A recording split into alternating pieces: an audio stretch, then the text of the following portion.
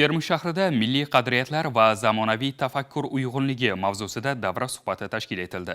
Unda milliy merosni asrab-avaylash, uni bugungi taraqqiyot talablari bilan uyg'unlashtirish, yoshlarda vatanparvarlik, fuqarolik mas'uliyati va milliy o'zlikni anglash tuyg'ularini mustahkamlash masalalari muhokama qilindi. Muxbirimiz tafsilotlarga to'xtaladi.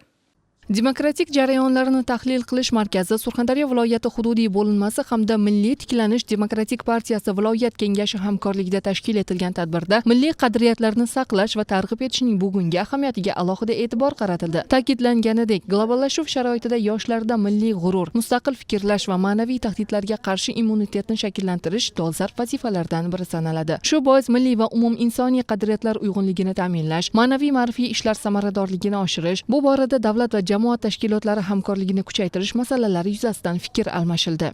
Davra suhbatida turli tashkilotlardan vakillar qatnashishdi. Madaniy meros tashkilotlari xodimlari, turizm, hunarmandchilik xodimlari tashrif buyurishi aynan bunga davra suhbatini yanada qizg'in olib borilishiga sabab bo'ldi. Olib borilgan mazkur fikr mulohazalar albatta yoshlarni tarbiyalashda, bugun milliy qadriyatlarimizni tiklashda va avloddan avlodlarga yetkazishga zamin bo'lib xizmat qiladi. Bugungi globallashuv sharoitida milliy qadriyatlarni asrab-avaylash, ularni zamon talablari bilan uyg'unlashtirish davlat va jamiyat o'rtasida muhim vazifalardan biri hisoblanadi. Bugungi davra suhbati orqali milliy qadriyatlar jamiyat hayotida tarbiyaviy ahamiyatga ega ekanligi va tarbiyaviy vazifani bajarish haqida keng muhokamalar olib borildi va ular yosh avlodni milliy ruhda tarbiyalash, milliy g'urur va iftixor tuyg'ularini shakllantirishda muhim omil ekanligi haqida ta'kidlandi va kelgusida soha vakillari bilan hamkorlikda